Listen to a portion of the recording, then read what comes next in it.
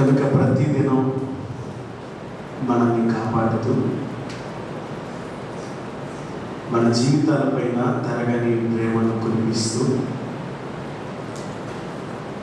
మనకు ఆయన అనుగ్రహిస్తూ వస్తున్న క్షేమం అంతటి కొరకై మనం ప్రభుని ఎంతగానో స్తుతించవలసినటువంటి వారమై ఉన్నాం. దేవునికి స్తోత్రం చెల్లిద్దాం ఒకసారి. హల్లెలూయా. ఎందుకంటే మన బలం, మన జ్ఞానం, మన తెలివి, మన చదువు, మన ఆరోగ్యం మన జీవితాల్లో ఏమీ చేయట్లేదు. కానీ దేవుడే మన జీవితాలను ప్రేమించి నడిపిస్తున్నారు. ఆయన ప్రేమ శాశ్వతమైనది. ఆయన ప్రేమ స్వార్థం లేనిది. ఆయన ప్రేమ మన జీవితాలను అంతం వరకు వెంబడించేది. ఆయన లాంటి మనస్సు, ఆయన చూపే ప్రేమ వంటి ప్రేమ ఈ భూమి మీద ఎవరికీ లేదు కదా. మనం పాడుకుంటాం కదా పాట, ప్రేమ యేసుని ప్రేమ అది ఎవ్వరి కొనలేనిది, నిజము దీనిని నమ్ము, అది ధరించలేనిది, ఎన్నాడెన్నడు మారనిది నా యేసుని నిత్య ప్రేమ.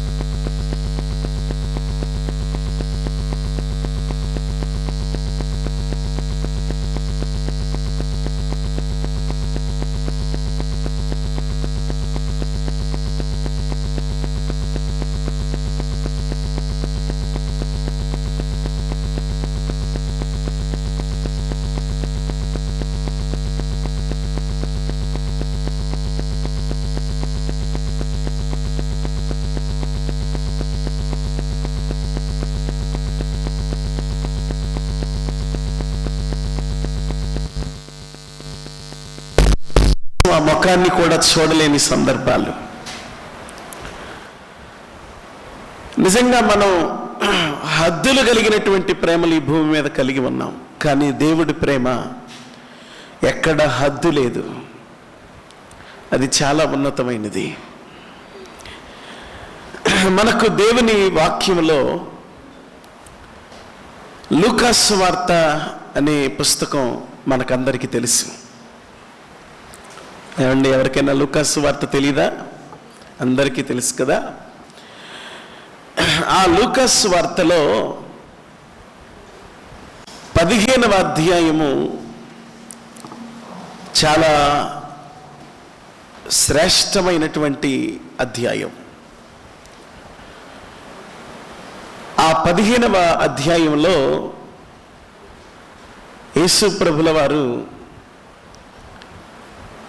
3 సందర్భాలను గురించి మాట్లాడినట్లు మనం చూస్తున్నాం. ఆ 3 సందర్భాలు కూడా చాలా మనల్ని ఆలోచింపచేసే సందర్భాలు. దాదాపుగా మీలో అందరికీ ఆ 3 సందర్భాలను గురించి పరిచయం ఎంతో కొంత ఉంటుంది. ఏంటి ఆ సందర్భాలు అని మనం ఆలోచన చేస్తే, మీరు తర్వాత ఇంటికి వెళ్ళాక స్పష్టంగా దాన్ని చదవండి. నేను మీకు వివరంగా దాన్ని గురించి కొన్ని విషయాలు తెలియచేస్తాను. ప్రభు సహాయం చేయనుగాక. అందులో ఒక స్త్రీ మనకు కనబడుతుంది. ఆ స్త్రీకి 10 వెండి నాణ్యాలు ఉన్నాయంట. ఆ 10 వెండి నాణ్యాలలో ఒక నాణ్యాన్ని ఆమె పోగొట్టుకుందంట. తనకున్నటువంటి ఆ నాణ్యాల్లో ఒక నాణ్యం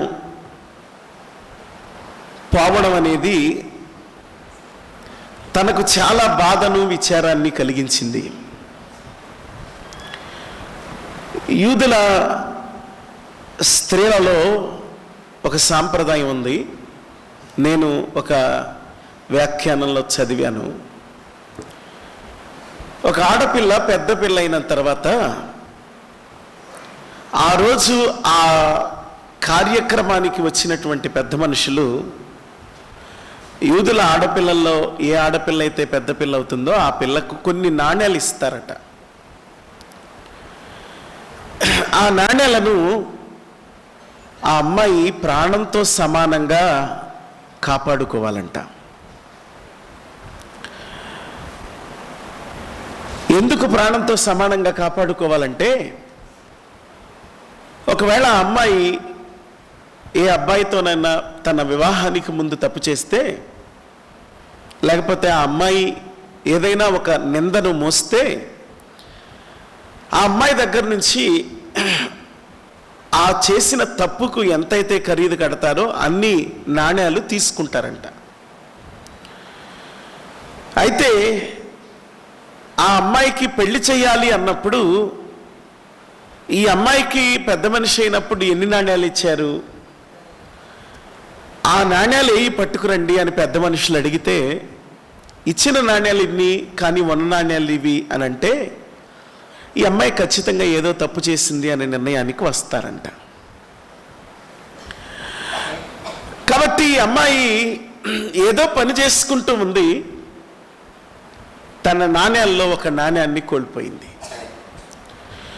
ఇప్పుడు ఆ నాణ్యం దొరకకపోతే రేపు తాను పెద్దల మధ్యలో నిలవబడినప్పుడు ఏమర్థం వస్తుందంటే, తనెక్కడో ఏదో తప్పు చేసిన అర్థం వస్తుంది.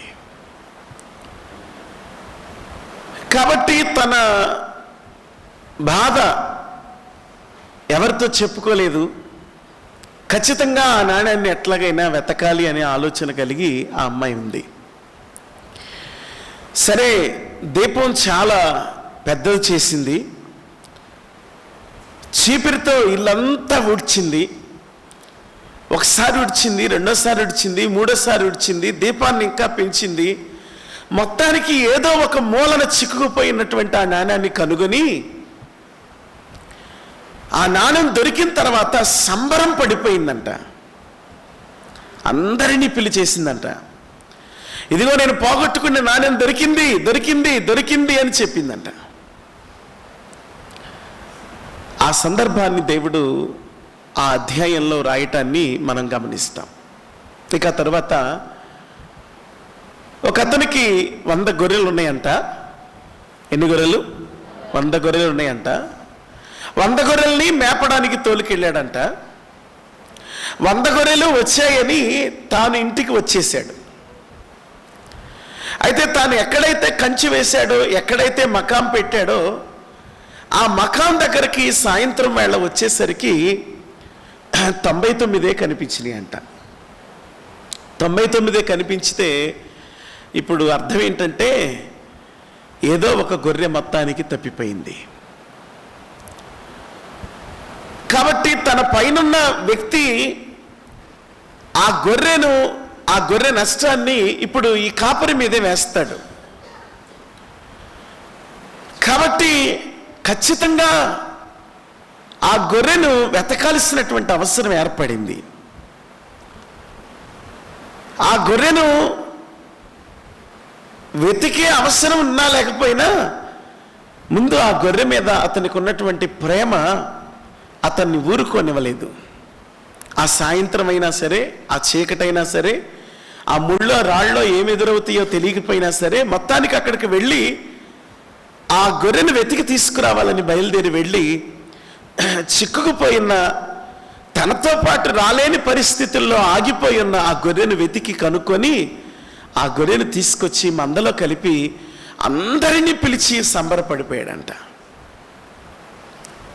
అందరినీ పిలిచి సంబరపడిపోయాడు. ఇగో తప్పిపోయింది అనుకున్నానే, నా గొర్రె దొరికింది, రండి నాతో కూడా సంతోషించండి అని చెప్పాడంట.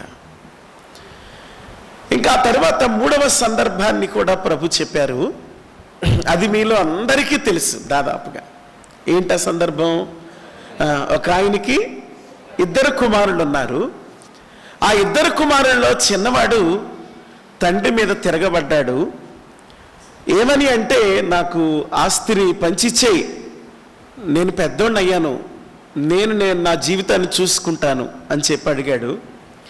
సరే, తండ్రి ఏం చేసేది లేక ఆస్తిని పంచేశాడు. అయితే పంచినటువంటి ఆస్తి పొలం రూపంలో ఉన్నా, చెరువు రూపంలో ఉన్నా, స్థలం రూపంలో ఉన్నా, వస్తువుల రూపంలో ఉన్నా, ఏ రూపంలో ఉన్నా వాటన్నిటినీ ద్రవ్యం రూపంలో మార్చేశాడంట. ద్రవ్య రూపంలో మార్చేసి దూరదేశం వెళ్ళిపోయి ఏం చేశాడంట? దుర్వ్యాపారం చేసి దుష్ట సాంగత్యంలో తనకున్నటువంటి, తాను తీసుకువెళ్ళినటువంటి ఆస్తిని అంతటినీ కోల్పోయాడంట. ఏం జరిగిందంట అండి? 1 రూపాయి కూడా ఇక తన దగ్గర లేదంట. తాను తినడానికి కనీసం తిండి కూడా లేని పరిస్థితిలో పందుల పొట్టు తిని బ్రతుకుదాం అనుకుంటే పందుల పొట్టు కూడా తనకు దొరకలేదంట. అలాంటి పరిస్థితుల్లో ఉన్నటువంటి ఆ వ్యక్తికి ఒక ఆలోచన వచ్చింది. తిరిగి నా తండ్రి ఇంటికి వెళితే పనివాళ్లలో ఒకడిగా బ్రతికితే నేను అక్కడ సంతోషంగా ఉంటాను కదా అనే ఆలోచన వచ్చింది. ఎప్పుడైతే ఆలోచన వచ్చిందో తిరిగి తండ్రి ఇంటికి వచ్చాడు. తండ్రి దూరముగా ఉండగానే తండ్రి కుమారుణ్ణి చూసి ఎదురు వెళ్ళి మెడ మీద పడి ముద్దులు పెట్టుకుని, నా కుమారుడు వచ్చాడు, కొవ్విన దూడలు కొయ్యండ్రా, విందు చేయించండి అని చెప్పి బీరువాలో ఉన్న కొత్త బట్టలు తీసుకొచ్చి ఇచ్చి, కొత్త ఉంగరం అతని చేతికి తొడిగించి, కొత్త చెప్పులు తీసుకొచ్చి అతని కాళ్ళకు తొడిగించి, చక్కగా స్నానం చేయించి ఆ బట్టలు కట్టిపెట్టి అందరినీ పిలిచి, ఇదిగో చచ్చిపోయాడు అనుకున్నాను, నా కొడుకు మళ్ళీ బతికొచ్చాడు, నాతో పాటు సంతోషించండి రా అని చెప్పి అందరినీ పిలిచాడంట.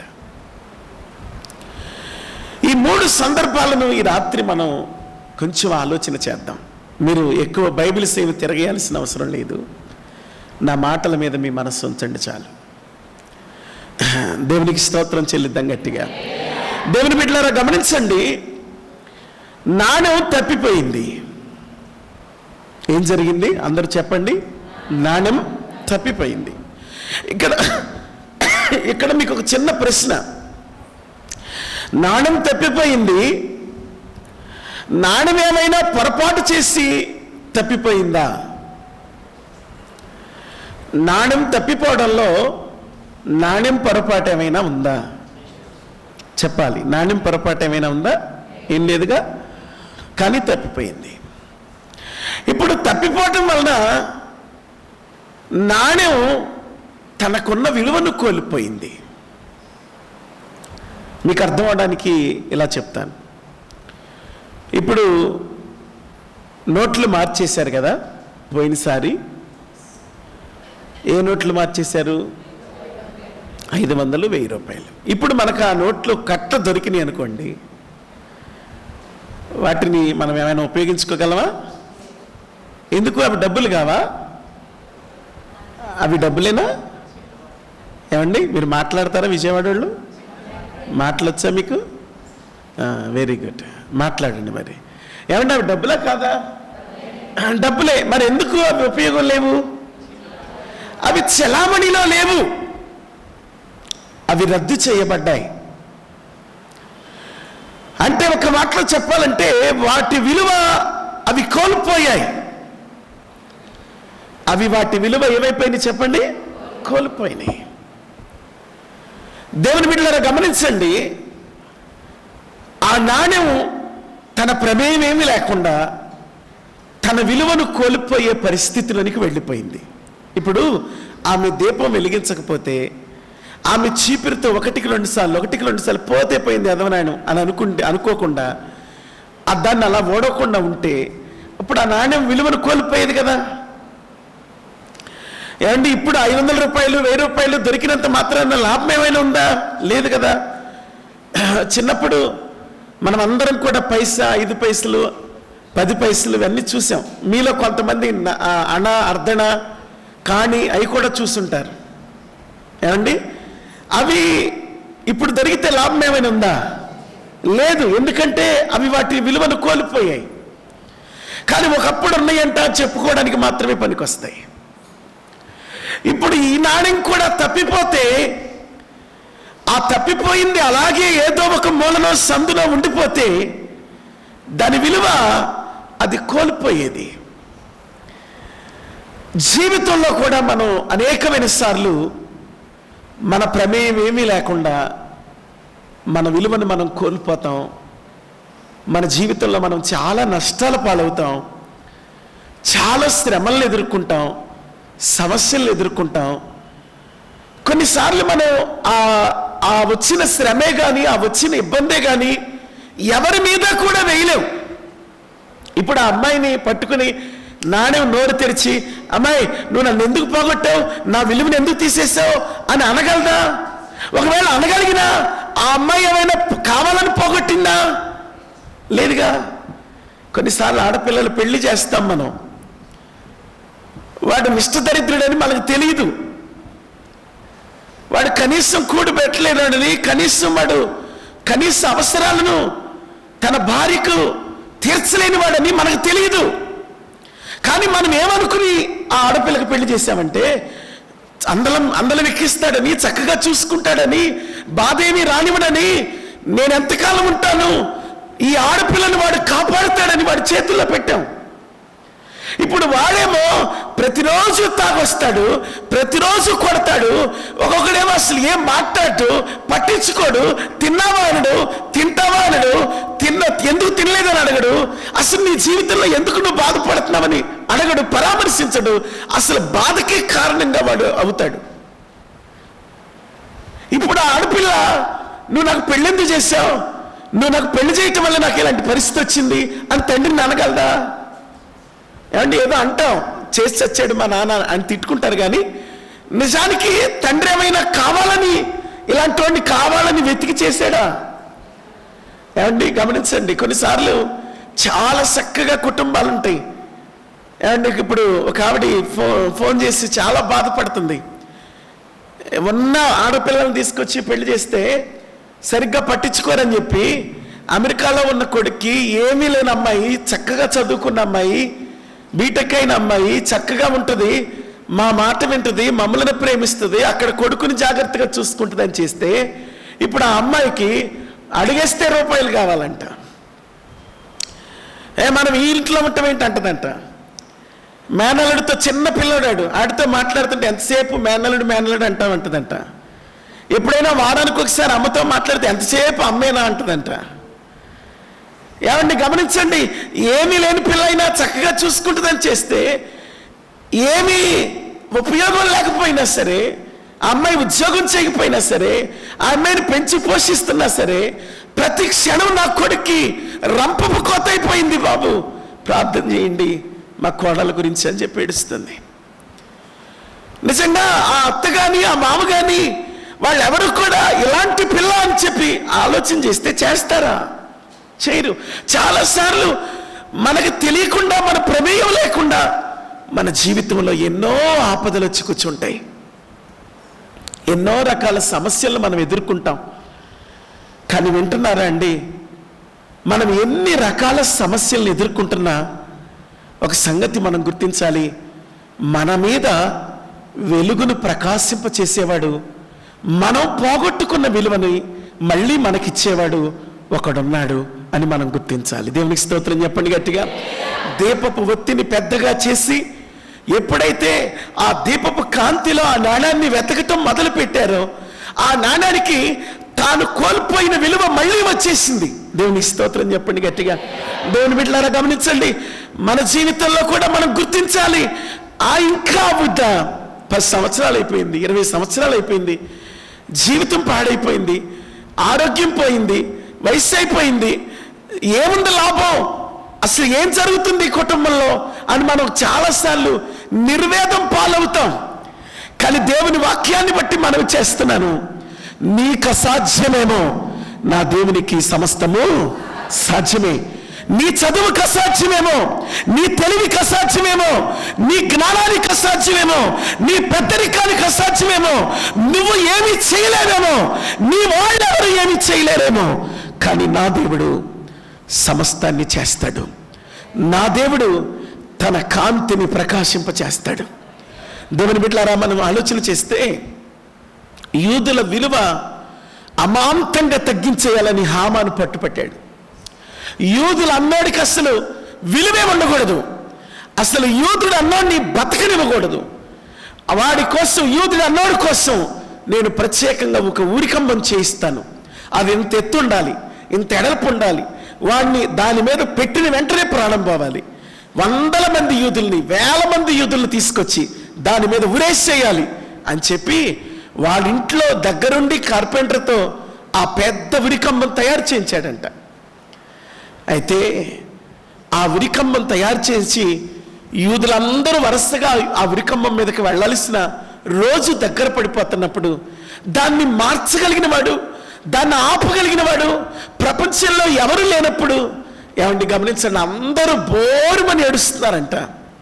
కానీ అలాంటి సందర్భంలో మొర్దెకై ఒక మాట అన్నాడు. ఏమన్నాడంటే, అమ్మా ఎస్తేరు, ఇందుకేనేమో నువ్వు రాణివయ్యావు, ఒకవేళ నువ్వు గనక ఈ బాధ్యతను తీసుకోకపోతే మాకు సహాయం మాత్రం వేరొక దిక్కు నుండి ఖచ్చితంగా వస్తుంది అన్నాడు. దేవునికి స్తోత్రం చెప్పండి గట్టిగా.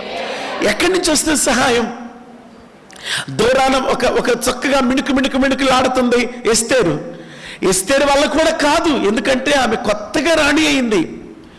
అసలు మాట వెళ్ళలేదని వస్తీనే తీసి పక్కన పెట్టినాడు అహష్వేరోషు. ఎక్కువ మాట్లాడితే రాజుగారు వేసినటువంటి శాసనాన్ని రద్దు చేయమని అడిగితే అసలు వింటాడో వినడో.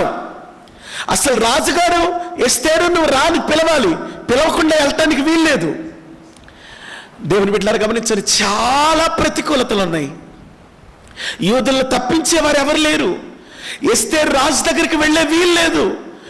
ఎస్తేరు మాత్రమే ఇప్పుడు ఒక చిన్న ఆప్షన్గా దిక్కుగా ఉంది. కానీ వీరు చేసిన ప్రార్థన, వీరు కార్చిన కన్నీరు, ఏమండి గమనించండి, రాజుగారి దగ్గరికి వెళ్ళి ఎస్తేరు ఒక మాట అంటది, ప్రవేశించుటకు న్యాయ వ్యతిరేక్తముగా ఉన్నాను, నేను రాజు దగ్గరకు వస్తాను, రాజా నా మనవిని ఆలకించు అని చెప్పి రాజుగారితో మాట్లాడి తన జాతి మీదకు వచ్చిన ఆపదనంతటిని తెలియచేసినప్పుడు రాజుగారు చాలా పశ్చాత్తాపడి, అయ్యో ఇప్పుడు ఎలా చేయాలి అని ఆలోచించేసి ఉంగరం తీసి వారి చేతిలో పెట్టి, మీరు ఎలా రాస్తారో, ఏం చేస్తారో, ఎలా ఈ ఆపదను తప్పిస్తారో మీరే తప్పించండి, మీరే రాయండి అని అనేటట్టుగా ప్రభు చేశాడు. దేవునికి స్తోత్రం చెప్పండి గట్టిగా. ఒక మాట మీకు ఈ సందర్భంలో గుర్తు చేస్తానండి. ఏ వ్యక్తి అయితే ఏ జాతి విలువనైతే తగ్గించాలనుకున్నాడో అదే వ్యక్తి యొక్క విలువ అమాంతంగా గ్రాఫ్ పడిపోయినట్టు పడిపోయింది. దేవునికి స్తోత్రం చెప్పండి గట్టిగా. అక్కడ రాయబడిన మాట ఏంటో తెలుసా? హామాను ఇంటిని పెంట దిబ్బగా చేశారంట. ఏం చేశారంట? హామాను ఇంటిని పెంట కుప్పగా, పెంట దిబ్బగా చేసేసారంట. దేవుని బిడ్డలారా, యూదుల్ని ఏదో చేద్దామనుకుంటే హామానుకు ఏదో అయ్యింది. నీ విలువను ఎవరు తగ్గిద్దామనుకుంటున్నారో వారందరి ఎదుటే నీ విలువను దేవుడు పెంచుతాడు. నీ విలువను పెంచుతాడు. నీ విలువ ఏంటో ఆయనకు తెలుసు. నీ విలువ ఏంటో ఆయనకు తెలుసు. ఎందుకంటే నిన్ను కన్నాడాయన, నిన్ను ప్రేమిస్తున్నాడాయన, నిన్ను కొనుక్కున్నాడాయన, నిన్ను ఎన్నుకున్నాడాయన. దేవునికి స్తోత్రం చెప్పండి గట్టిగా. గట్టిగా చెప్పాలి హల్లెలూయా, చెప్పాలి హల్లెలూయా. నన్ను నీవు కన్నావయ్యా యేసయ్యా, నన్ను నీవు పెంచావయ్యా, నన్ను నీవు కన్నావయ్యా యేసయ్యా, నన్ను నీవు పెంచావయ్యా. నీ ప్రేమే వేరయ్యా, నా చల్లని తండ్రివయ్యా. నీ ప్రేమే నా చల్లని తండ్రివయ్యా, నన్ను నీవు కన్నావయ్యా యేసయ్యా, నన్ను నీవు పెంచావయ్యా, నన్ను నీవు కన్నావయ్యా యేసయ్యా, నన్ను నీవు పెంచావయ్యా. సొమ్మసిల్లి పోయిన నన్ను నీవు నీ భుజముపై మోసావయ్యా, పాత్రగా చేసావయ్యా. సొమ్మసిల్లిపోయిన నన్ను నీవు నీ భుజముపై మోసావయ్యా, నీ పాత్రగా చేసావయ్యా. నీ ప్రేమే వేరయ్యా, నా చల్లని తండ్రివయ్యా.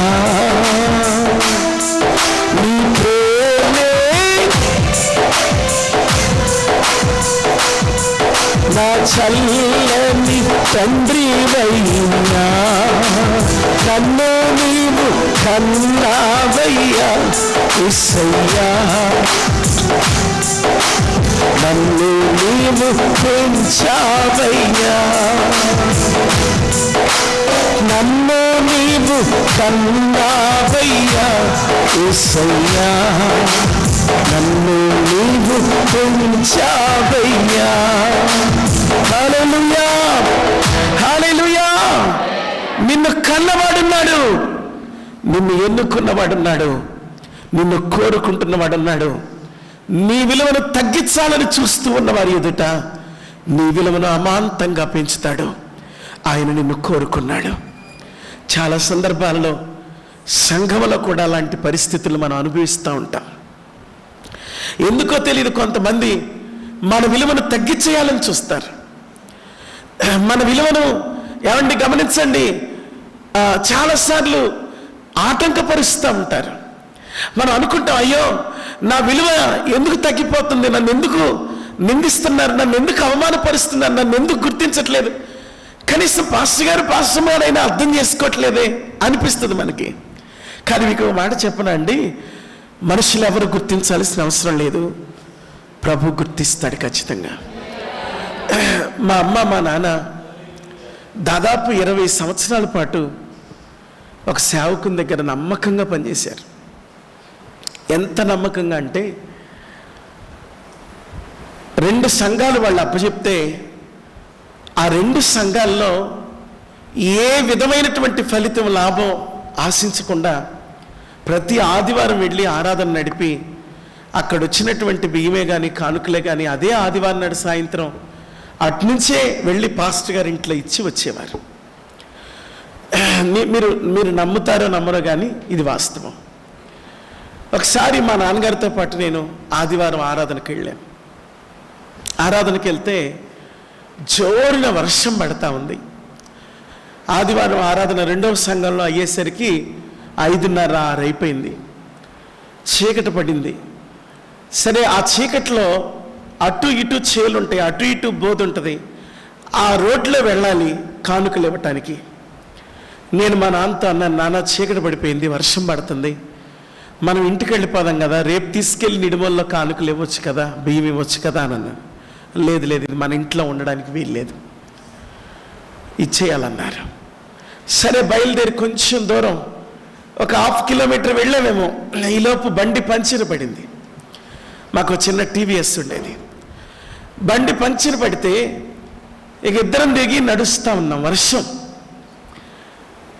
ఆ వర్షంలో అక్కడక్కడ ఈ పంచర్ వేసే షాపులు వస్తుంటే మా నాన్న వెళ్ళి, చిన్నపిల్లడు ఉన్నాడు, నడవలేకపోతున్నాడు, పంచర్ వేయండి అని అంటే చిల్లర ఉందా అంటున్నారు వాళ్ళు. అయితే మా నాన్న దగ్గర 100 రూపాయల కాగితం ఉంది. అయితే 2 సార్లు లేదండి చిల్లర అని చెప్పి మళ్ళీ నన్ను నడిపించుకుంటూ వెళ్తున్నారు. నాకేమో బాగా కోపం వచ్చేస్తుంది, ఏడుపు వచ్చేస్తుంది, నడవలేకపోతున్నాను. నేను ఎందుకు కోపంతో బాధపడుతున్నానంటే, చిల్లర డబ్బులు కానుకల్లో ఉంటాయి కదా, ఆ కానుకల్లో తీసుకోవచ్చు కదా, ఒక 2 రూపాయలు ఏమైంది అని అంటాను నేను. సరే, మనసులో అనుకుని ఉండబెట్టలేక కాసేపు ఉంది కదా నాన్న, ఎంతసేపు నడిపిస్తావే, చాలా దూరం ఉంది కదా, ఆ 2 రూపాయలు తీసుకుని కావాలంటే 100 రూపాయలు దాంట్లో పెట్టచ్చు కదా అంటే, లేదు లేదు లేదు, ఆ 2 రూపాయలు అసలు కానుకలు మూట విప్పటానికే వీల్లేదన్నారు. ఆ రోజు నాకు బాగా గుర్తండి. 11:30 అయిపోయింది. మేము ఆ కానుకలు ఇచ్చి మళ్ళీ డోకుపర్ నడిచి వచ్చేసరికి. కానీ ఆ సంగతిని ఎవ్వరూ చూడలేదు. కనీసం మా పాస్టర్ గారి ఇంటికి ఆ టైంలో రాత్రి 6, 7 టైంలో వచ్చి కానుకలు ఇచ్చేవాళ్ళం కదా. మేము వెళ్ళేసరికి 10 అయింది. 10:30 ఆ టైంలో వాళ్ళు మంచాల మీద ఉన్నారు. రెడ్డి గారు అన్నం తిన్నారా అని కూడా అడగలేదు. రే బాబు తడిచిపోయావురా, లోపలికి రా, తల తుడుచుకో అని కూడా అనలేదు. కానుకలు తీసుకున్నారు, తలుపేసేశారు. చాలా ఆ దినాలను మర్చిపోలేము. కానీ వాటిని ఎవరు చూడలేదు, ఆ నమ్మకత్వాన్ని ఎవరు గుర్తించలేదు. కానీ దేవుడు గుర్తించాడండి, దేవుడు గుర్తించాడు. ఏమండి గమనించండి, మా పాస్టర్ గారు ఎప్పుడు అంటామండి, రెడ్డి గారికి నోరు లేదు, రెడ్డి గారు మాట్లాడలేడని. మన ఈ మధ్య ఏదో పని మీద మా అయ్యగారికి బాగాలేదని పలకరించడానికి వెళ్తే, రెడ్డి గారికి నోరు లేకపోతే నోరు గల కొడుకునిచ్చాడు దేవుడు అని అన్నాడు మా పాస్టర్ గారు. దేవుని బిడ్డలారా గమనించండి, నా నోరు సంగతి ఆయన ఎక్కడ చూసాడో నాకు అర్థం కాలేదు.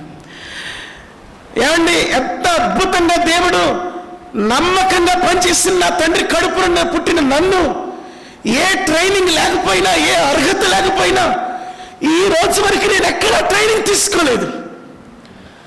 కానీ నా ప్రభు నన్ను ఏమండి ఇన్ని సంఘాల మధ్యలో నిలవబెట్టుకుని, ఏమండి గమనించండి, ఒక్కొక్కసారి మందిరంలో నిలవబడి ప్రార్థన చేస్తూ ఉన్నప్పుడు అనిపిస్తుంది, ప్రభువా ఈ పరిచర్యకు నేను యోగ్యున్నా, ఈ పరిచర్య నేను చేయగలనా, ఈ పరిచర్య చేయటానికి నువ్వు నన్ను కోరుకున్నావా, ఏ అర్హత ఉంది నాలో అనిపిస్తుంది. కానీ ఒకటి చెప్పగలను, దేవుడు చూశాడు. ఎన్నోసార్లు ఎంతోమంది మా విలువ తగ్గించాలని సంఘంలో సహవాసంలో చూశారు. కానీ వారందరి ముందు దేవుడు ఆ నమ్మకత్వాన్ని బట్టి మా విలువను, మా యొక్క యోగ్యతని దేవుడు పెంచుకుంటూ వచ్చాడు. 2 చేతులు ఎత్తి దేవునికి స్తోత్రం చేయాలి, గట్టిగా చెప్పాలి హల్లెలూయా, చెప్పాలి హల్లెలూయా. దేవుడు ఎక్కడ ఎలాగూ ప్రతిఫలం ఇస్తాడో, ఎలా మన విలువను పెంచుతాడో మనకు తెలియదు. మనం చేయవలసిన పని ఏంటో తెలుసా?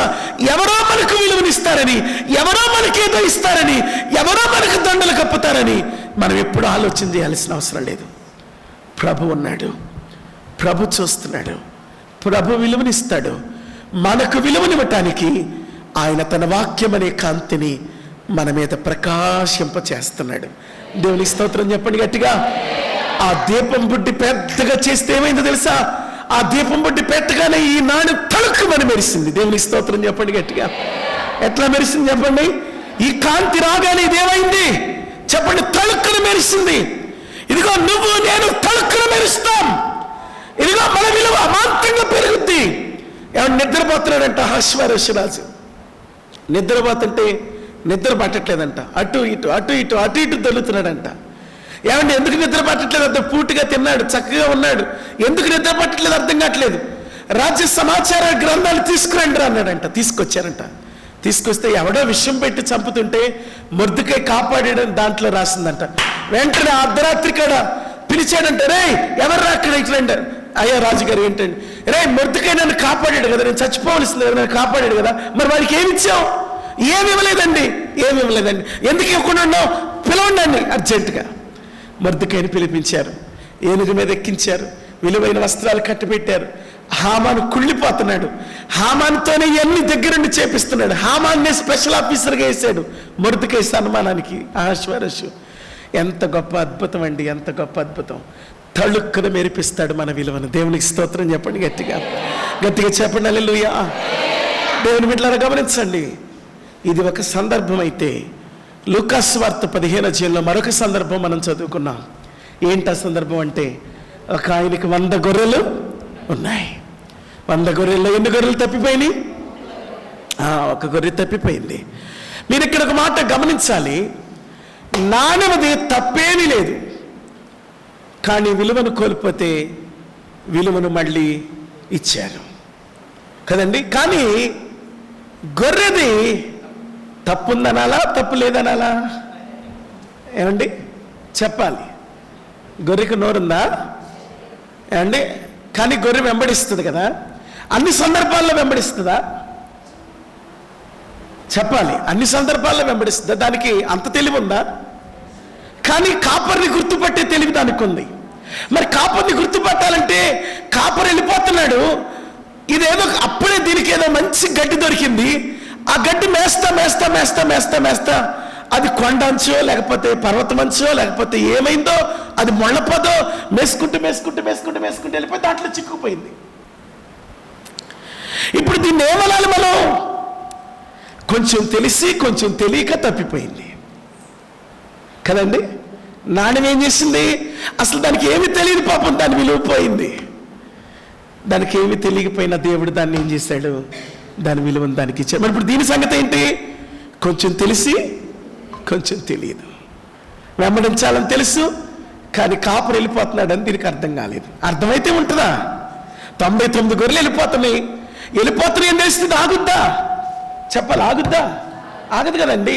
మరి ఎందుకు ఆగింది? అదే తెలిసి తెలియని తరం అంటే.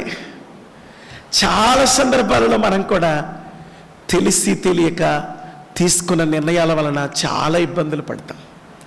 తెలిసి తెలియక మాట్లాడేస్తూ ఉంటాం, తెలిసి తెలియక కొనేస్తూ ఉంటాం, తెలిసి తెలియక అమ్మేస్తూ ఉంటాం. మనం అమ్మేసింది కోట్లు అయిపోద్ది, మనం కొనేసింది పడిపోద్ది. ఏమండి, మనం అనేసిన మాట చాలా పెద్ద నష్టం తెచ్చు. అయ్యయ్యో నేను దాన్ని వేసినండి, ఇంత బాధపడతారనుకోలేదండి అంటాం మనం. చాలా సందర్భాలలో మనకు తెలిసి తెలియని అనుభవం అనేది మనల్ని చాలా నష్టపరుస్తుంది, చాలా నష్టపరుస్తుంది. అయ్యయ్యో ఇలా ఉండాల్సింది కాదు, ఇలా నిర్ణయం తీసుకోవాల్సింది కాదు, ఇలా అడుగు వేయాల్సింది కాదు, ఇలా మాట్లాడాల్సింది కాదు అని మనం చాలాసార్లు బాధపడతాం. కానీ విచిత్రం ఏంటో చెప్పనా అండి, ఆ గొర్రెకి ఒళ్ళు బలిసి కాకపోతే 99 నన్ను వెంబడిస్తే అదొక్కటే నన్ను వెంబడించకుండా ఉండటమేంటి అని చెప్పి కాపరి కఠినమైనటువంటి మనసుతో ఉండలేదండి. తెలిసి తెలియంది దానికోసం నేను వెళ్ళాలి అని విశ్రాంతి తీసుకునే సమయం అయినా సరే దానికోసం 99ని విడిచిపెట్టి బయలుదేరి వెళ్ళాడంట. దేవునికి స్తోత్రం చెప్పండి, గట్టిగా గట్టిగా చెప్పాలి హల్లెలూయా. ఆశ్రయపురములో అదుపు చేయబడి భద్రముగానున్నవి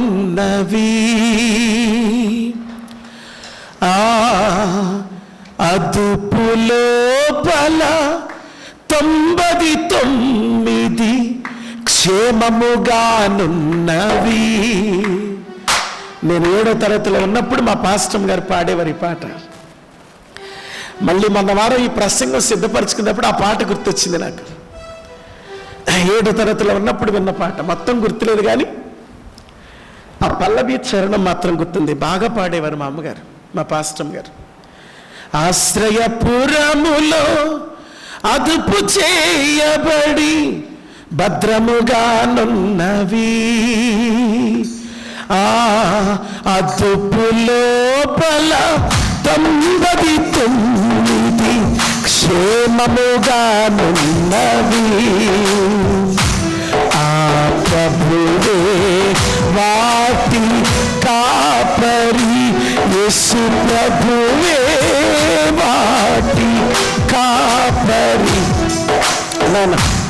మీరు చాలా చక్కగా కొడుతున్నారు, కానీ నా గొంతు సహకరించట్లేదు, అర్థం కాదేమో వీళ్ళకి. ఈ పాట అర్థం ఏంటంటే 99 అక్కడున్నాయి, వాటికి కాపరి యేసు ప్రభువే.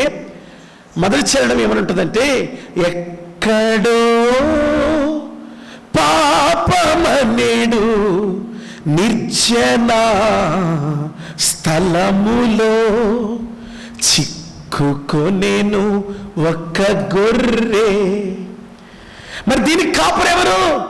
ఆ ప్రభువే దాని కాపరి, యేసు ప్రభువే దాని కాపరి. 99కి కాపరి ఆయనే, తప్పిపోయిన దీనికి కూడా కాపరి ఆయనే. వాటి మీద ఎలాంటి ప్రేమ ఉందో దీని మీద కూడా అంతకంటే ఎక్కువ ప్రేమ ఉంది. దేవునికి స్తోత్రం చెప్పండి గట్టిగా. ఈ రాత్రికాల సమయంలో తెలిసి తెలియక తప్పిపోతున్నావా? మానలేకపోతున్నావా? మాటల్ని మార్చుకోలేకపోతున్నావా? పనులను విడిచిపెట్టలేకపోతున్నావా? దేవునికి దూరంగా బ్రతుకుతున్నావా? దేవునికి దగ్గరగా ఉండాలనుకుంటూ దేవునికి దూరం అయిపోయిన సంగతి గ్రహించలేని పరిస్థితులకు వెళ్ళిపోయావా? అయినప్పటికీ నా ప్రభు నిన్ను ప్రేమిస్తున్నాడు, నా ప్రభు నిన్ను వెతుకుతున్నాడు. నువ్వు ఏ నిరాశ పొదల చిక్కుకుపోయినా, ఏ ఆందోళన పొదల చిక్కుకుపోయినా, ఏ అనారోగ్యపు పొదల చిక్కుకుపోయినా, ఎలాంటి భారం బాధ్యత బరువు నీ భుజాలను అతివేస్తున్నా సరే, నిన్ను లేవనెత్తటానికి, నిన్ను మళ్ళీ సంతోషపెట్టడానికి నా దేవుడు సిద్ధంగా ఉన్నాడు. దేవునికి స్తోత్రం చెప్పండి గట్టిగా, గట్టిగా చెప్పాలి హల్లెలూయా. మనం ఎక్కడ చిక్కుకుపోయామో అక్కడికి వస్తాడు ఆయన. మనం ఎలా చిక్కుకుపోయామో ఆ చిక్కు పొదలన్నిటిని తొలగిస్తాడు ఆయన. ఆయన చేతులు ప్రేమగల చేతులు, ఆయన మనస్సు ప్రేమగల మనస్సు, ఆయన మనస్సు వెతికే మనస్సు, ఆయన మనస్సు దీవించే మనస్సు. ఆయన మనస్సు ఎంచే మనస్సు కాదు. నువ్వు అప్పుడెట్ట చేసావు, ఎప్పుడెట్ట చేసావు, మొన్నెట్టగా తప్పిపోయావు, మొన్నెట్టగా నన్ను వెంబడించలేదు అని కర్రబుచ్చుకుని ఎరగబాదే మనస్సు కాదైంది. ప్రేమించే మనస్సు, ఎంత తప్పిపోతున్నా ఓర్చుకునే మనస్సు, సహించే మనస్సు, చేరదీసే మనస్సు. ఏమండి, మన మీద తన ఉన్నతమైన ప్రేమను కురిపించే మనస్సు. 2 చేతులు ఎత్తి దేవునికి స్తోత్రం చెల్లిద్దాం గట్టిగా. హల్లెలూయా చెప్పాలందరూ, హల్లెలూయా హల్లెలూయా. కనుక గమనించినట్లయితే ఆ నాణెము తన ప్రమేయమేమి లేకుండా తప్పిపోయింది, కానీ ప్రభు ప్రేమ వలన విలువను సంపాదించింది. ఇదిగో ఈ గొర్రె తెలిసి తెలియక తప్పిపోయింది, కానీ ప్రభు ప్రేమ వలన మరలా తిరిగి విలువను సంపాదించుకుంది. అయితే 3వ ఆస్పెక్ట్ ఈ మొదటి 2 సందర్భాలకు అతీతమైనది. ఎందుకంటే నాణ్యానికి ఏమీ తెలియదు. వింటున్నారండి? అందరు ఇక్కడే ఉన్నారా? ఎక్కడికైనా వెళ్ళిపోయారా? ఏమంటున్నారా? నాణ్యానికి ఏమీ తెలియదు, గొర్రెకి తెలిసి తెలియకుండా. మరి వీడికి ఏం పోయే కాలం? వీడికి తెలీదా? తెలిసి తెలీదా? ఏమండి? పూర్తిగా తెలుసు, పూర్తిగా తెలుసు. కొన్నిసార్లు మన జీవితంలో కూడా పూర్తిగా తెలిసే మనం అనేకమైనటువంటి నష్టాల్లోనికి వెళ్తూ ఉంటాం.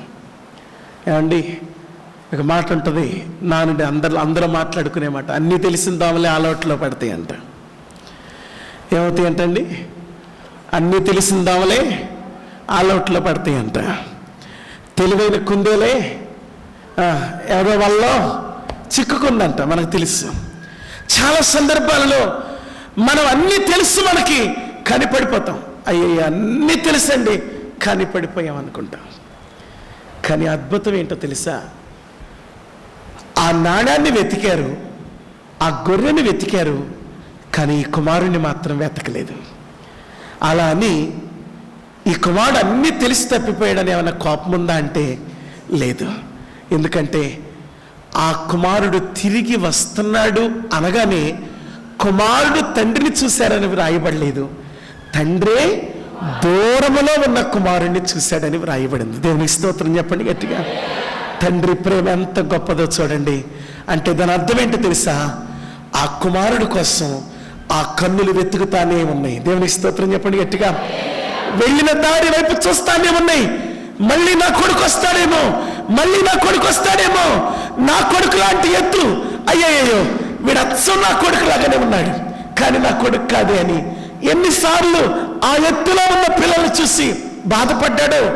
ఆ నక్కులు తల చూస్తే అయ్యా నా కొడుకు తలలాగానే ఉంది, అయ్యా బొగ్గలు చూస్తే నా కొడుకు బొగ్గల్లాగానే ఉన్నాయి, అయ్యా నడక చూస్తే అచ్చం నా కొడుకు లాగానే ఉంది, ఆ చేతిలో పుట్టం చూస్తే నా కొడుకే వచ్చాడేమో అనుకున్నాను.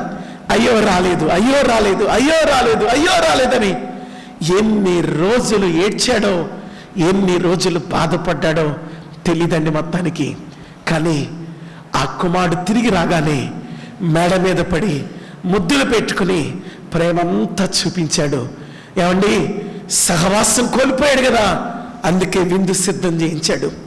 ఘనత కోల్పోయాడు కదా, వేశ్యల ఒళ్ళో తలలు పెట్టి తన జీవితంలో ఉన్న పవిత్రత అంతా పోగొట్టుకున్నాడు కదా, ఘనత అంతా పోగొట్టుకున్నాడు కదా, అందుకే ఉంగరం తొడిగించాడు. ఇదిగో తన జీవితంలో చేయకుండా పనులెన్నో చేసి రక్షణను పోగొట్టుకున్నాడు కదా, అందుకే వస్త్రాలు మళ్ళీ తొడిగించాడు. దేవుని బిడ్డలారా గమనించండి, అతనికి దేవుని ప్రేమ, అతనికి దేవుని ఘనత, అతనికి దేవుని విలువ అన్నీ మళ్ళీ దొరికాయి. కానీ ఇక్కడ ఒక సంగతి మనం ఆలోచించాలి. మీరు ఎప్పుడైనా ఆలోచించారో లేదో, తప్పిపోయిన కుమారుడు తండ్రి మీద తిరగబడి ఆస్తంతా తీసుకెళ్ళిపోయి పాడు చేసి ఇక పందులు తినే పొట్టు కూడా దొరకనప్పుడు ఏమనుకున్నాడు? నా తండ్రి ఇంటికి వెళ్ళాలనుకున్నాడు. ఇక్కడ ఒక చిన్న ప్రశ్న, తండ్రి ఇంటికి ఎందుకు వెళ్ళాలి? తండ్రి ఇంటికి వెళ్ళి పోనీ నా కొడుగ్గా, నా తండ్రి కొడుగ్గా మళ్ళీ నేను ఉంటాననుకున్నాడా? ఏమనుకున్నాడు? పనివాడు. పని ఎక్కడైతే ఏం చేయకూడదు, పని ఎక్కడైనా చేయొచ్చు కదా. పని ఏ దేశంలో ఇవ్వరు, ఏ రాష్ట్రంలో ఇవ్వరు, ఏ ఊర్లో ఇవ్వరు, ఏ ఇంట్లో ఇవ్వరు, పని చేసుకుంటాకే కదా వెళ్ళేది. ఇంకో మాట ఏంటంటే, పూలమ్మించోట కట్లు అమ్మగలమా? కొడుగ్గా బతికించోట పనోడుగా బతకగలడా? అసలు ఆ పనోళ్ళే ఇంటి కుక్కను కొట్టిన కొడతారు. అసలు అందులో కొత్త పనోడు అంటే పాత పనోళ్ళకి బెల్లెచ్చలకనా కదండి. పాత పనోళ్ళు సీనియర్లు అయిపోతారు కదా, ఏయ్ తోమరా నువ్వే తోమాలంటారు, ఉతకరా నువ్వే ఉతుకంటారు. పైగా ఎవడన్నా జాలిపడి పోనేలేరా పాపం కొత్తగా వచ్చాడు అన్నాడు, ఒరే ఈ సంగతి నీకు చాలా కొవ్వు ఉంది. తండ్రి ఎవడనుకున్నావు? ఈ ఇంటి కొడుకే ఆయన మీద పాపం పెద్ద ఆయన మీద తిరగబడి ఆయన దగ్గర ఆస్తంతా లాక్కుని ఆ ఆస్తంతా తీసుకెళ్ళి ఎక్కడెక్కడ ఖర్చు పెట్టొచ్చి ఇప్పుడు వచ్చాడు పెద్ద ఏం ఎరగని పెందల్ని, ఈయన తోమించాలి అంటారు తెలిసిన సీనియర్లు.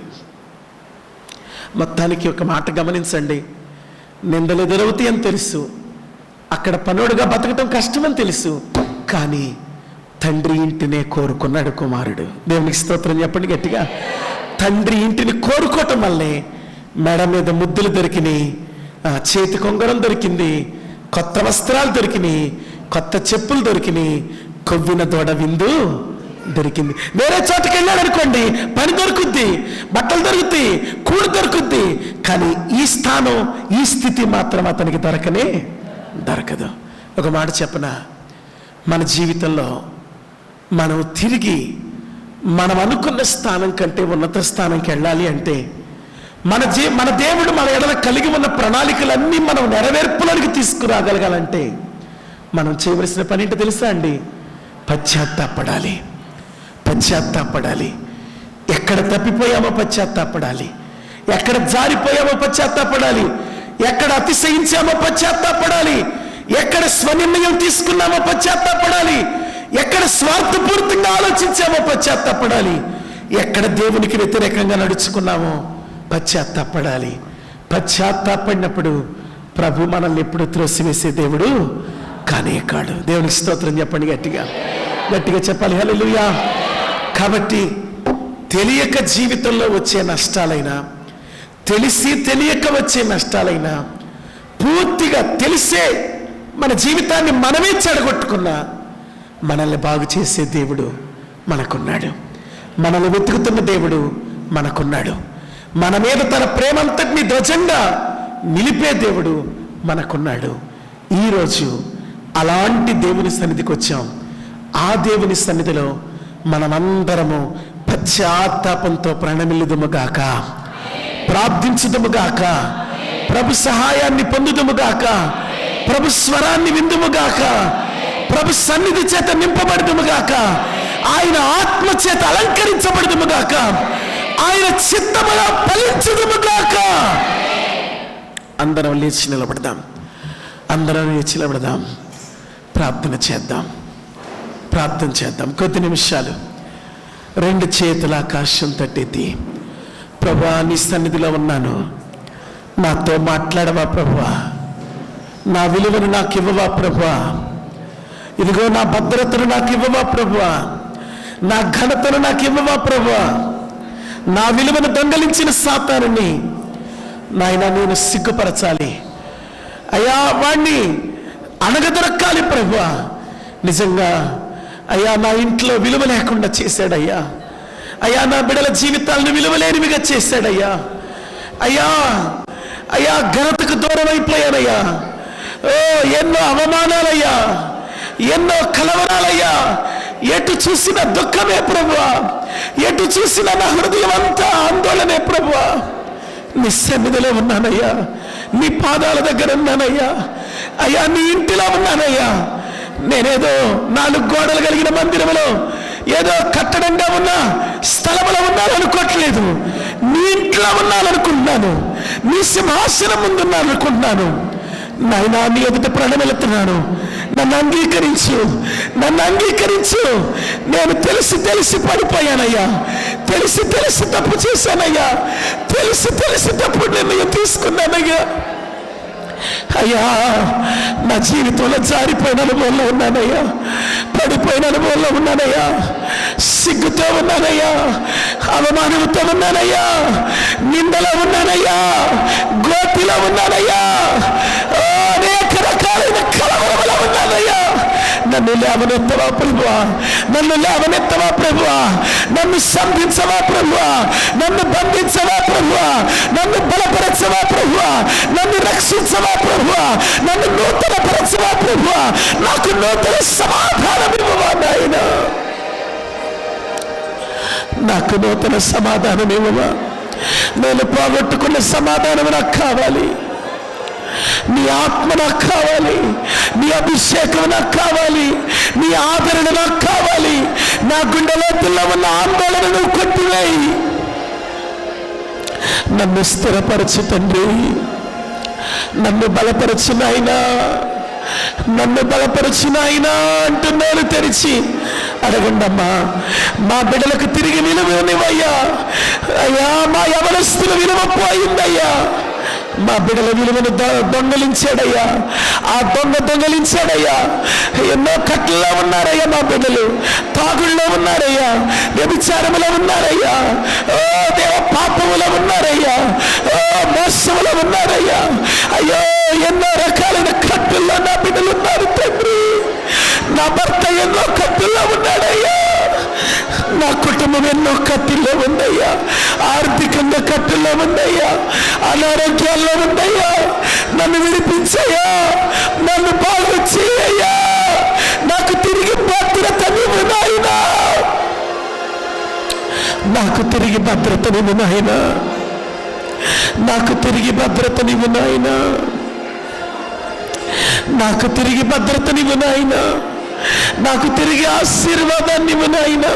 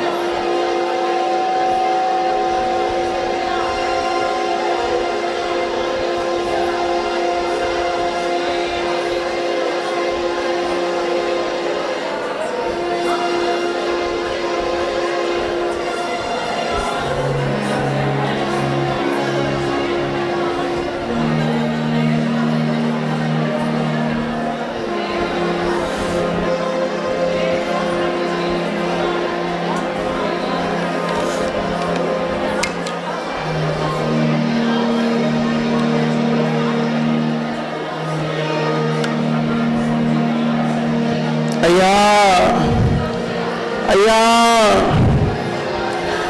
నన్ను అవమానపరచాలని చూస్తున్నాడయ్యా దుష్టుడు, నన్ను అవమాన పాలు చేశాడయ్యా.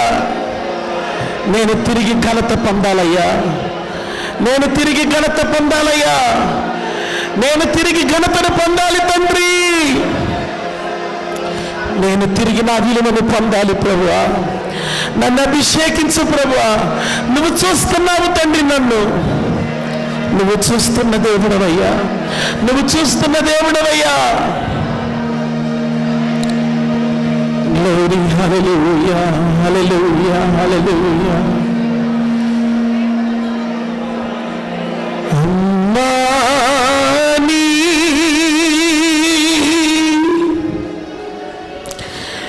పిలిచావ ప్రభువా,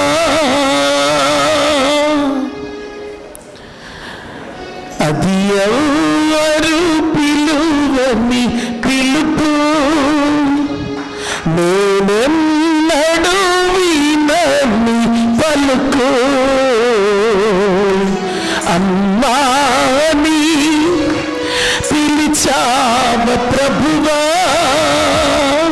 అది ఎవరు పిలువని పిలుపు, నేనెన్నడూ వినని పలుకు. అమ్మా నీ పిలిచావ ప్రభువా,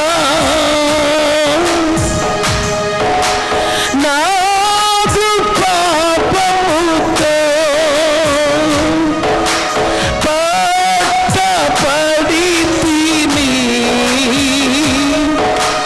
రాళ్ళతో నేను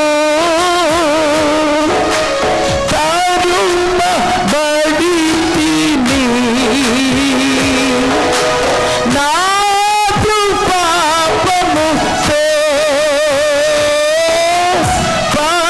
పట్టపడి తిని, రాళ్ళతో నేను తరుమబడి తిని, నిలిచాను నీ ముందు దోషినై, దొరికింది నీ పాద సన్నిధి. నిలిచాను నీ ముందు దోషినై, దొరికింది నీ పాద సన్నిధి. అమ్మా నీ పిలిచావ ప్రభువా, అది ఎవరు పిలువని పిలుపు, నేనెన్నడూ వినని పలుకు. అమ్మా నీ పిలిచావ ప్రభువా,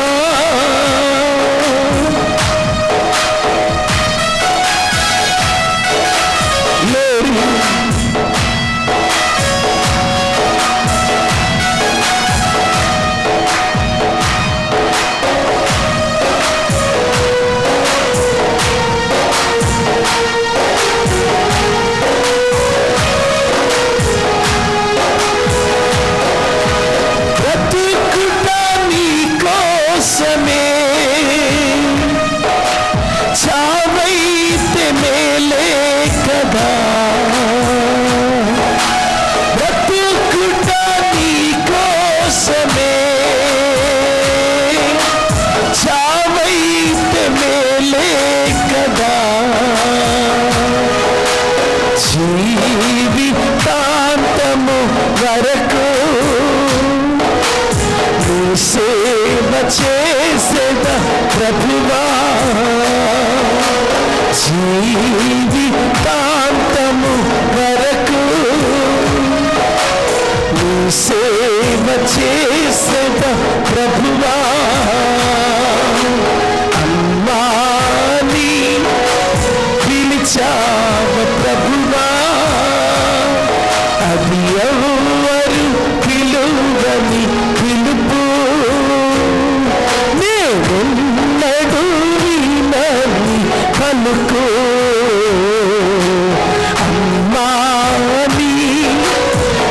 బలపరచా ప్రభువా, దయగల తండ్రి, కృపగలిగిన ప్రభువా, సహాయకుడా, నీ సన్నిధి చేత మమ్మల్ని నింపు నాయనా, నీ ఆత్మ చేత మమ్మల్ని నింపు నాయనా, అయ్యా నీ ప్రభావం చేత మమ్మల్ని నింపు నాయనా. అలసిపోయారయ్యా, ఇదిగో నాయన నా బిడ్డలు వేసారిపోతున్నారయ్యా, విలువను కోల్పోయి బాధపడుతున్నారయ్యా, భద్రతను కోల్పోయి బాధపడుతున్నారయ్యా, ఇదిగో ఘనతను కోల్పోయి బాధపడుతున్నారయ్యా. ఇదిగో నాయన నా బిడ్డలు ఎందుకు బాధపడుతున్నారో, ఈ దినాలు ఎందుకు వారి చెక్కిళ్ళు కన్నీళ్లతో తడిసిపోతున్నాయో నువ్వు ఎరిగిన దేవుడవయ్యా. వారి కన్నీరు తుడివయ్యా, వారి జీవితాలను కట్టయ్యా, వారి భవిష్యత్తులను కట్టయ్యా. దుష్టుడిని దూరపరచునాయన, దుష్టుడిని దూరపరచయ్యా.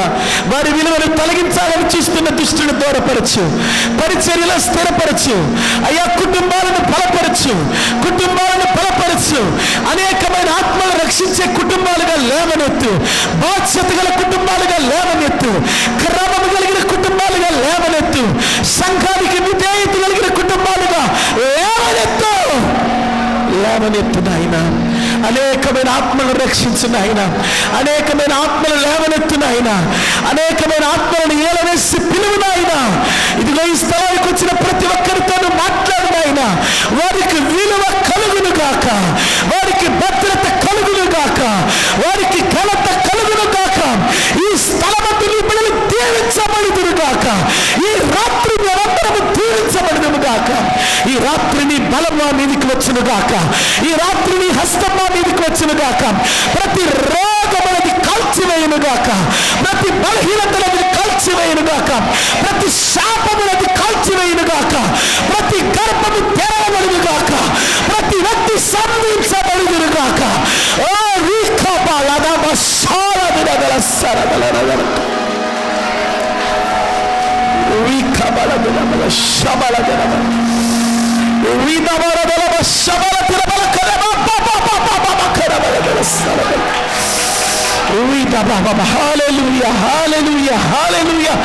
మహిమ నీకే, మహిమ నీకే తండ్రి, మహిమ నీకే ప్రభువా, మహిమ నీకే ప్రభువా, మహిమ నీకే యేసయ్యా. కట్టబడి ఉన్న కట్లు తెగిపోవాలయ్యా, మా బిడ్డల మీద ఉన్న కట్లు తెగిపోవాలయ్యా, మా బిడ్డల మీద ఉన్న కాడి విరిగిపోవాలయ్యా. మా బిడ్డలు నీ బిడ్డలుగా ఉండాలయ్యా, మా బిడ్డలు నీ పత్రికలుగా ఉండాలయ్యా, మా బిడ్డలు నీ సన్నిధిలో ప్రోక్షించబడిన వారుగా ఉండాలయ్యా. బలపరచండి అయ్యా, బలపరచండి అయ్యా. పరిశుద్ధాత్మతో నింపండి అయ్యా, పరిశుద్ధాత్మతో నింపండి అయ్యా, పరిశుద్ధాత్మతో నింపండి, నింపండి రాజా, నింపండి రాజా. చేరి ఉన్న ప్రతి ఒక్కరిని తాకుము నాయన. అయ్యా నీ దాసులు కొర్నేలియస్ గారిని జ్ఞాపకం చేసుకోయ్యా. నీ దాసుని లేవనెత్తు నాయన, నీ దాసుని సంపూర్ణమైన స్వస్థ చిత్తముగా చేయండి అయ్యా. నీ చిత్తములో బిడ్డను బలపరచండి అయ్యా, బలపరచండి. నీ చిత్తమైతే ఆరోగ్యవంతునిగా చేసి సంఘము మధ్యలో నిలవబెట్టు నాయన. నీ దాసురాలు పెద్ద పాస్టర్ని జ్ఞాపకం చేసుకోండి, నీ దాసురాలను దర్శించండి, మంచి ఆరోగ్యం ఇవ్వండి నాయన. అయ్యా ఇదిగో సహోదరుడు మోజెస్ గారి కొరకు ప్రార్థన చేస్తున్నానయ్యా, బలపరచయ్యా. మోజెస్ గారి నీ పరిచర్యలో బలమైన పాత్రగా వాడుకోనాయనా. ఇదిగో ప్రభా లక్ష్మీరాజు గారిని కూడా బలపరచు నాయన, నడుము కట్టు నాయన, నూతన కృపతో నింపు నాయన, నూతన బలము దయచేయి. వారి బిడ్డలని పరిచర్య చేయాలి, వారి బిడ్డల పైన నీ వెలుగు ఉదయించాలి. ఇదిగో చేరి ఉన్న ప్రతి బిడ్డను బట్టి ప్రార్థన చేస్తున్నాను, ప్రతి కుటుంబాన్ని బట్టి ప్రార్థన చేస్తున్నాను. పేరు పేరు పొరుస్తున్న వ్యక్తిగతంగా ఒక్కొక్కరి కొరకు ప్రార్థన చేస్తున్నాను. ఈ రాత్రి ఎంతో సమయం అవుతున్నా, చాలా సమయమైనా నీ బిడ్డలు ఓపికతో ఉన్నారయ్యా, నిరీక్షణతో ఉన్నారయ్యా. నువ్వు దీవిస్తావని ఉన్నారయ్యా, నువ్వు విలువనిస్తావని ఉన్నారయ్యా, నువ్వు భద్రతనిస్తావని ఉన్నారయ్యా, నువ్వు ఘనతనిస్తావని ఉన్నారయ్యా, నువ్వు నడిపిస్తావని ఉన్నారయ్యా. నీ వైపు చూస్తున్నారు యేసయ్యా. నీ ప్రజల్ని సిగ్గుపడనివ్వద్దయ్యా, వారి వారి కుటుంబాల్లో నీ వెలుగును ఉదయింపచేయ, నీ ముఖ కాంతిని వారి మీద ప్రకాశింపచేసి బలపరిచి నడిపించమని క్రీస్తు వారి పేరు వేడుచున్నాం తండ్రి. ఆమేన్.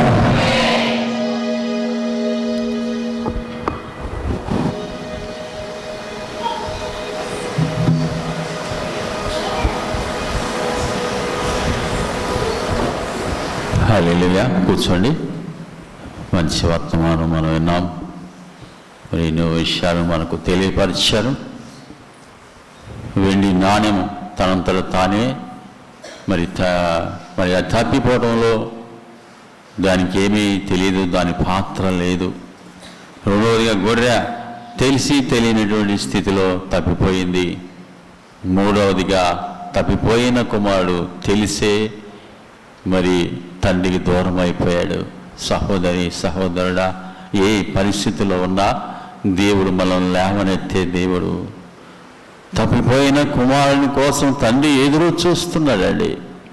ఆ మలిన వస్త్రాలతో, ఆ దుర్గంధముతో, ఆ వేశ్యాలుడే తన ఇష్టానుసారముగా జీవించినప్పటికీ కూడా తండ్రి తన ప్రేమను చూపుతున్నాడు. వాడు దూరంగా ఉన్నప్పుడే ఇంకా పరిగెత్తి మెడ మీద పడి దుర్గంధముతో నిండినటువంటి ఆ కుమారుని మెడ మీద పడి కౌగలించుకొని ముద్దు పెట్టుకుంటున్నాడండి. ఎంత ప్రేమ! ఈయన కుమారుడు తప్పిపోయి దొరికాడు, చనిపోయి చనిపోయి బ్రతికాడు. తప్పిపోయి దొరికాడు, చనిపోయి బ్రతికాడు. విలువైనటువంటి ఉంగరం, ప్రశస్త వస్త్రాలు. సహోదరి సహోదరుడా, తండ్రి నిత్యము చూస్తున్నాడు. విలువ లేని దానికి, పోగొట్టుకున్నటువంటి ఆ నాణ్యానికి గొప్ప విలువ. మొర్దెకై ఒక మరి గుమ్మము యొక్క కావలాదారుడిగా ఉన్నాడండి.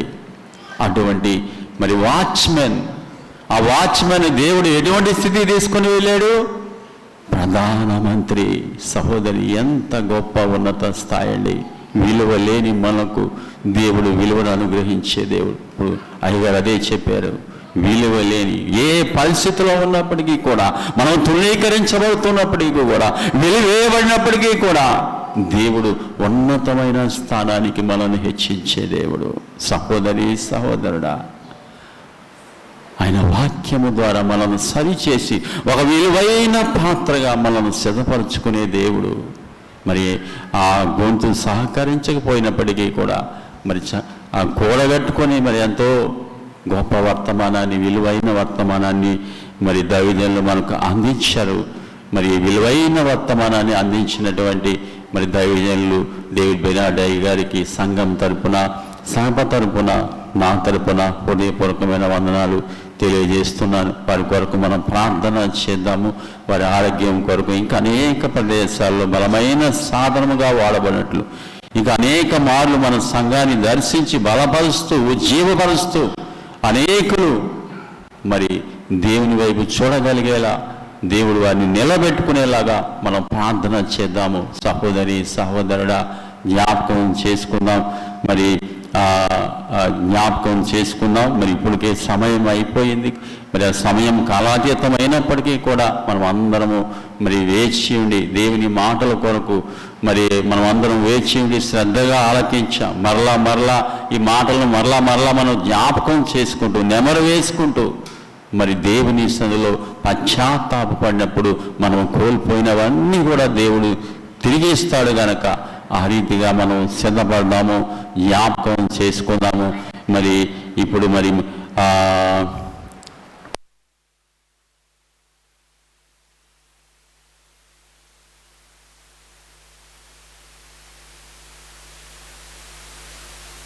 చివరిగా ఒకసారి ప్రార్థన చేసుకుందాం. మనం పరిశీలించుకుందాం.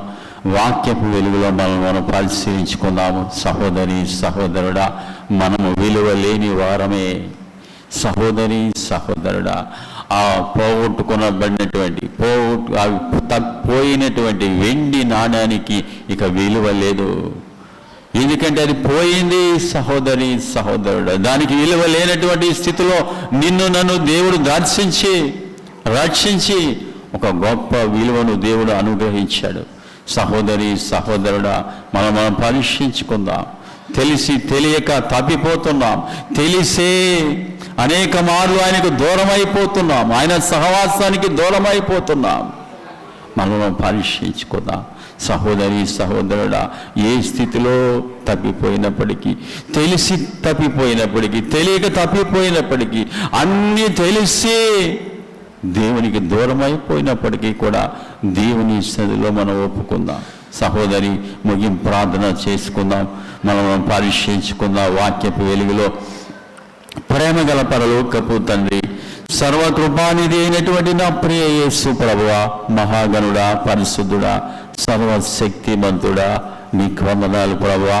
యూదులందరూ కూడా హతమార్చవలదని ప్రభువా, అయా హామాను ఆజ్ఞ పుట్టించినప్పటికీ కూడా ప్రభువా, అయా నీవు ఆ తాకీదును మార్చివేశావు.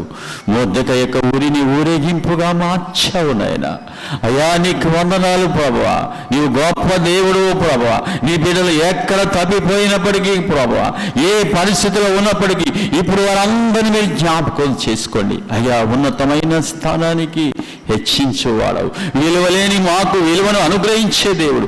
ఎన్ని అవమానాలు ఎదుర్కొన్నప్పటికీ కూడా అయా, లోకస్తుల దృష్టిలో, బంధువుల దృష్టిలో, సమాజము దృష్టిలో, స్నేహితుల దృష్టిలో అయా ఎన్నో అవమానాలు ఎదుర్కొంటున్నప్పటికీ కూడా అయా, నిరాకరించబడినప్పటికీ, త్రోసివేయబడినప్పటికీ, నిర్లక్ష్యము చేయబడినప్పటికీ ప్రభువా, ఇప్పుడే వారిని జ్ఞాపకం చేసుకోండి ప్రభువా. నీ బిడ్డలైన వారందరినీ మీరు దర్శించండి నాయన. మీరు మాట్లాడండి ప్రభువా. మేము ఎక్కడ తప్పిపోయామో ప్రభువా, తప్పిపోయిన కుమారుడు ప్రభువా, తండ్రి వద్ద కూలివాండ్రకు సైతము సమృద్ధి అయిన ఆహారమునదని ప్రభువా, బుద్ధి వచ్చినప్పుడు పశ్చాత్తాపపడుతుండగా అయ్యా మీరు పరిగెత్తుకుని వెళ్ళి కౌగలించుకున్నారు. మీరే కుమారుని చూశారు ప్రభువా. నీ బిడ్డలు ఏ పరిస్థితిలో ఉన్నప్పటికీ కూడా అయ్యా ఒక్కసారి జ్ఞాపకం చేసుకోండి. నీ కృప చూపించండి ప్రభువా.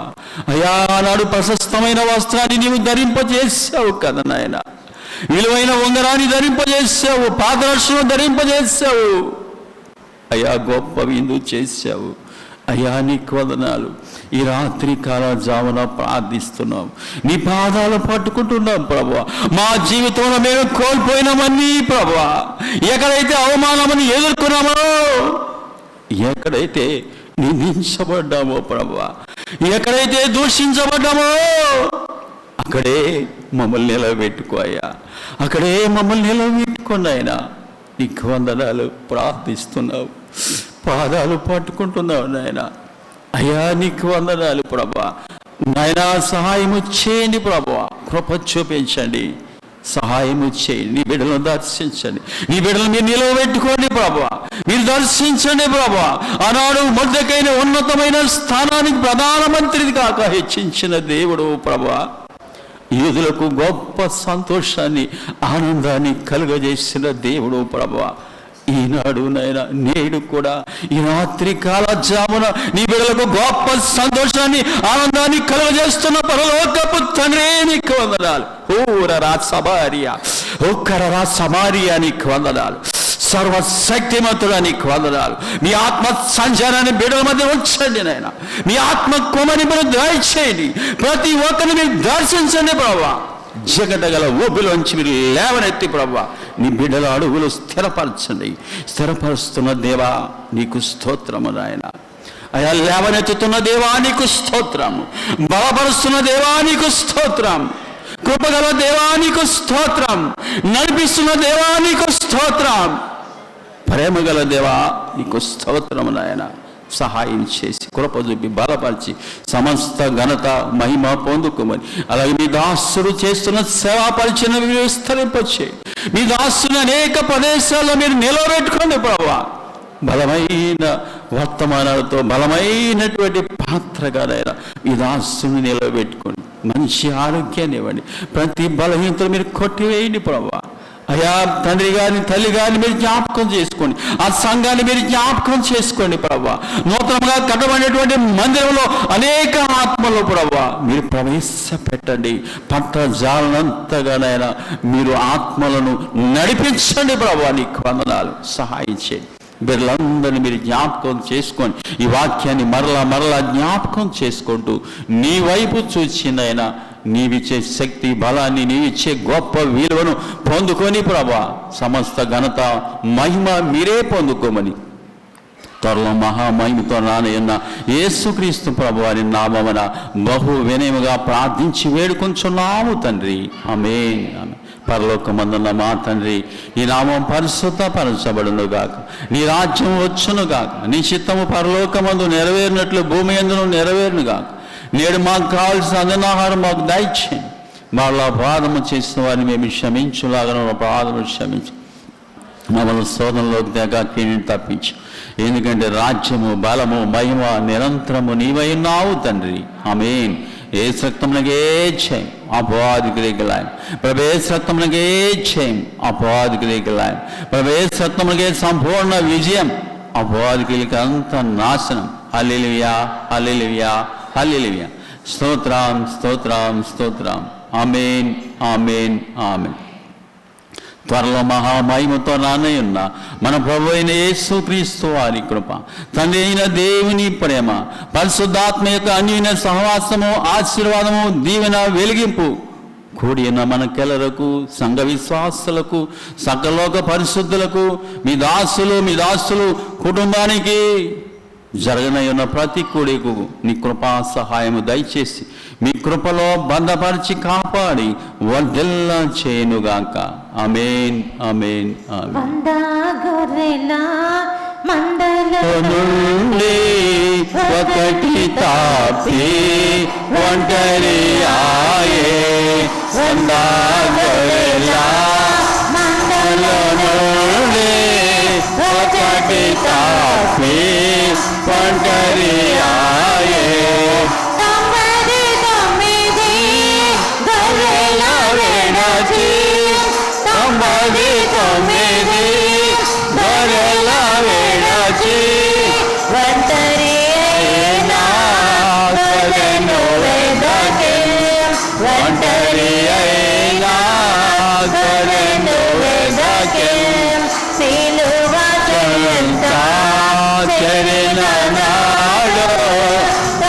కలుషములను కడిగి వేయు, సిలువ చెంత చేరిన నాడు కలుషములను కడిగి వేయు. హల్లెలూయా. దేవుని స్తోత్రం. మీ అందరికీ వందనాలు. హల్లెలూయా.